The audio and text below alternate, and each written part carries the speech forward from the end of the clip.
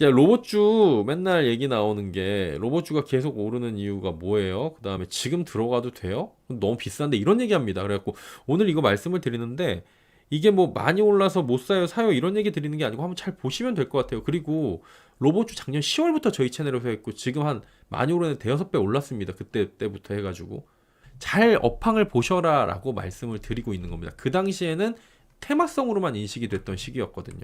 근데 몇 달 만에 이런 인식이 바뀌었어요. 왜 바뀌게 됐는지, 그리고 뭘 봐야 되는지. 일단은 로봇주가 계속 오르고 있습니다. 강세가 이어지고 있는데 폭등하는 업종도 보이고 있어요. 왜 오를까요? 아니, 결론적으로 보면은 그때 10월 달이랑 똑같아요. 글로벌 빅테크 기업들이 막 들어가고 있어요, 여기에. 그래가지고 CES에서도 로봇 들어간다고 플랫폼 그 엔비디아가 얘기를 하면서 또 급등을 했었고요. 그러니까 들어갈 수밖에 없는 길인 게 확실한 길들이 있잖아요. 그럼 거기를 우리는 선점을 해야 되고 그 눈을 길러야 된다고 말씀을 드리고 있어요. 그래서 우리는 포식자가 아니라 초식 동물 같은 넓은 시야를 가지고 잘 캐치를 해서 맛있는 걸 빨리빨리 먹어야 된다라는 말씀을 드리는 거죠.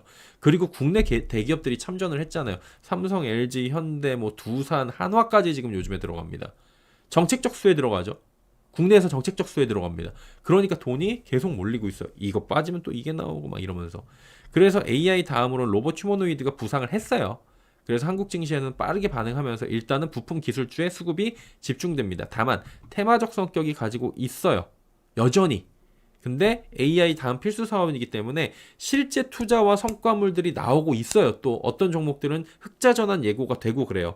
그 단기적 접근과 함께 선별적으로 가치 투자가 가능한 섹터라고 생각해서 지난해 10월부터 전해드리고 있는 거다라고 말씀을 드리는 거예요. 사고 파는 거는 여러분이 비싸게 사면 물리는 거고 싸게 사면 돈 버는 거잖아요. 그것까지 제가 어떻게 모든 분들이 상황이 다른데 짚어드리기가 어려우니까 그건 내 상황에 맞춰서 하시라는 거예요. 이게 휴머노이드 로봇 시장이 94조 원입니다. 지금 나온 것만. 그러니까 엄청난 투자가 나오고 있고 또 인간의 노동을 대체를 해야 되는데 노동을 대체하려면 또 필요해. 중요한 건 뭐냐면은 실현 가능 시일이 생각보다 빨라지고 있다는 거고 트럼프도 감탄할 정도로 테슬라 옵티머스가 춤을 잘 춰요. 보면은. 이게 시일이 빨라지고 있어갖고 10년 내에 상당히 고도화된 수준이 나올 수 있다. 그리고 올해 내년 막 이렇게 해가지고 휴머노이드 산업 현장 로봇들이 배치가 되는 모습 나오고 있습니다. 산업은 물론이고요. 이거 가사까지 들어올 거예요. 실제로 그래갖고 가사 노동도 여기서 처리가 되는데 LG가 얼마 전에 바퀴 달린 휴머노이드 로봇 만든다 그랬잖아요. 이 가사용으로 이제 들어가게 되면은 가사 노동을 대신하게 돼주는 거. 그러면은 가전기업들은 여기 안 들어올 수가 없는 거예요, 여러분. 가전기업이 여기를 포기한다 그럼 안 하겠다는 겁니다, 사업을. 그래서 빅테크 기업들은 다 먹고 있어요, 이미. 옵티머스, 테슬라의, 엔비디아의 제슨 토르, 그루트, 그 다음에 코스모스 플랫폼, 오픈 AI, 아마존, MS 다 하고 있어요. 눈여겨봐야 되는 건 뭐라고 예전에 작년에도 요 말씀 드렸죠. AI 하드웨어 플랫폼에서 이제 반도체로 넘어왔잖아요. 그게 이제 시스템 쪽으로 넘어오면서 로봇 하드웨어 두뇌로 시장이 확산될 수 있다라는 말씀을 드렸었는데 그 얘기가 이제 시장에서 나오기 시작하더라고요. 자, 이제 자동차 전장 부품 기업들까지 돈 되는 거 하자 그래요. 국내 기업들도 다 들어옵니다. 이거 안 하면 안 된다고 말씀드렸죠. 삼성전자는 레인보우 그 자회사로 완전 자회사 편입했죠. 그 다음에 그 현대차 같은 경우 보스턴 다이내믹스 이거를 지분으로 어떻게 인수할까 그거를 고민하고 있어요. 승계 때문에 지금. 그 다음에 로보틱스 LG전자 해가지고 얼마 전에 이 관건은 뭡니까? 배터리입니다, 여러분. 그것도 파악을 미리 하고 계셔야 돼요. 업계에서는 그래가지고 본궤도로 지금 삼성이 들어왔으니까 싹 다 들어오고 있습니다. HD 현대 로보틱스 이거는 이제 프리 IPO 중이고 투산 로보틱스 있고 얘네들도 이제 합화가 아니라 한화 로보틱스까지 나옵니다. 그럼 현 시점은 뭐예요? 빅테크들이 들어와 있어요. 로봇 전략 핵심으로 삼고 있습니다. 그리고 로봇이 실제 산업 현장에 투입되는 시점이 벌써 다가왔다는 거예요. 생각보다 빠르게 들어옵니다.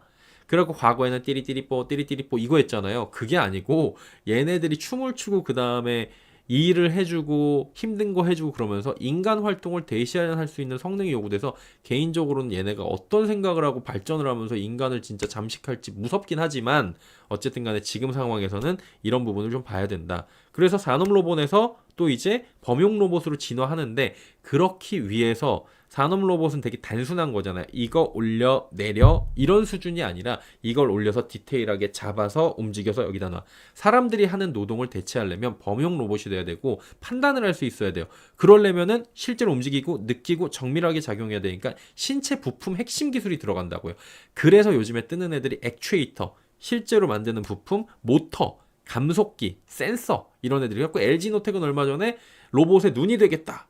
센서가 되겠다. 그래. 카메라니까 카메라로 보는 거잖아요. 그런 얘기들이 괜히 나오는 게 아니에요. 결국에는 한국에도 로봇 부품주 시스템 업체들이 있는데 분석하고 기회를 찾을 수 있을 것이라고 말씀을 드린 바가 있었던 겁니다. 이 중에서 액추에이터가 가장 각광받는 거. 이거는 이제 아무래도 이제 전기식, 유압식, 공압식이 있는 건데 일반적으로 이런 거는 그냥 체크를 한번 해보시면 될 것 같고 커뮤니케이션을 하는 과정에서 유기적으로 결합돼야 되는데 그게 이제 액추에이터가 단순 회전이 아니라 걷기, 잡기, 돌리기 이런 거를 하는 고정밀 제어 능력을 해주는 거예요. 그래갖고 이게 돌리고 하려면 얘가 좀 잘 해줘야 되는 그런 상황인 거예요.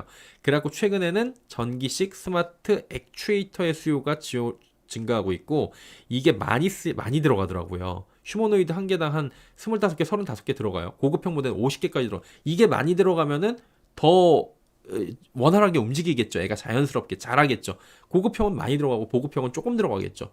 고급형 모델 막 해갖고 뭐 몇 대 팔아 그러면은 어마어마한 수주가 나올 수 있으니까 요 기업들이 일단 초창기에는 그런 가정을 하는 거죠. 야, 이게 이렇게 되면 얼마나 좋을까? 이런 가정을 하면서 대박이 났던 거예요. 로봇 관련주를 정리를 하자면 여전히 뭐예요? 로봇 관련주는 국내 9개로 살펴봐야 된다. 국내는 삼성, LG, 현대, 엔비디아, 테슬라 향으로 볼 수가 있어요. 향. 엔비디아 향도 있어요. 레인보우 로보틱스 삼성 향이죠. 그냥 삼성 향이 아니라 삼성이에요, 이거는. 예. 휴머노이드 로봇 휴보. 그래가지고 삼성이 이걸 통해 갖고 얼마나 발전된 기술을 만들까. 이게 지금 시장에서 관건이고 현대차 같은 경우에는 보스턴 다이내믹스, 아틀라스 이런 것들이 나오고 있잖아요. 얘네들도 지금 뭐 생산 거점에서 시범 투입한다라는 목표를 세우고 테스트 진행 중인데 기술력은 좋아요.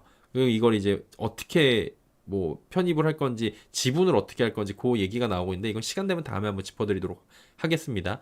엔비디아는 코스모스 플랫폼, 그루트, 그 다음에 제슨 토르 뭐 이런 것들이 있는데 현대차 그가 보스턴 다이내믹스가 엔비디아 쪽으로 지금 플랫폼에 같이 협력사로 들어갔던 거 요건 기억을 좀 하시면 좋고요. 두산 로보틱스가 원래 협동 로봇이에요. 근데 최근에 휴머노이드 진출 밝히면서 밸류가 좀 높게 받기 시작했죠. 그다음에 HD 현대 로보틱스, 그다음 원익 홀딩스 같은 경우는 얘도 손 되게 잘하거든요. 이제 100% 자회사가 원익 로보틱스예요.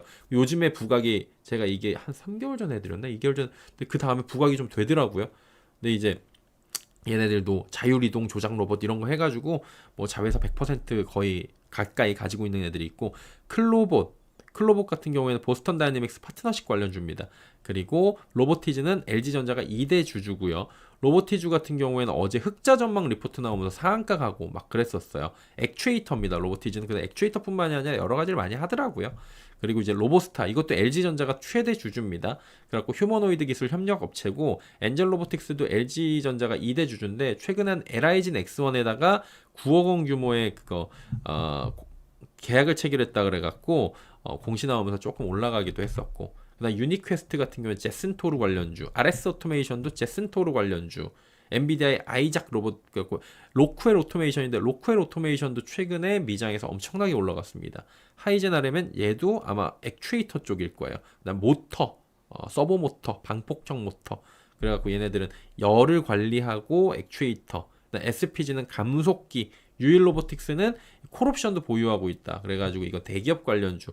이거는 되게 쌀 때 뭐 그렇게 될 줄은 몰랐지만 했는데 뭐 지나간 얘기 좀 많이 올랐더라고요. DA 테크놀로지, 감속기 부품 내재화 진행. 요 관련해서도 다 블로그에 올라가 있습니다. 미국은 테슬라, 인투이트 서지컬, 로크웰이 최근에 많이 올라갔습니다. 그다음 서머피셜, 그다음에 ETF는 로보, 티커가 로보입니다. 요렇게 보시면 돼요. 이 외에도 많아요. 찾아보면 너무너무 많습니다. 얘들만 보라. 마찬가지로 얘들만 살아 아니에요. 찾아보시면은 정말 공부할 게 무궁무진합니다. 그래서 재밌어요, 은근히.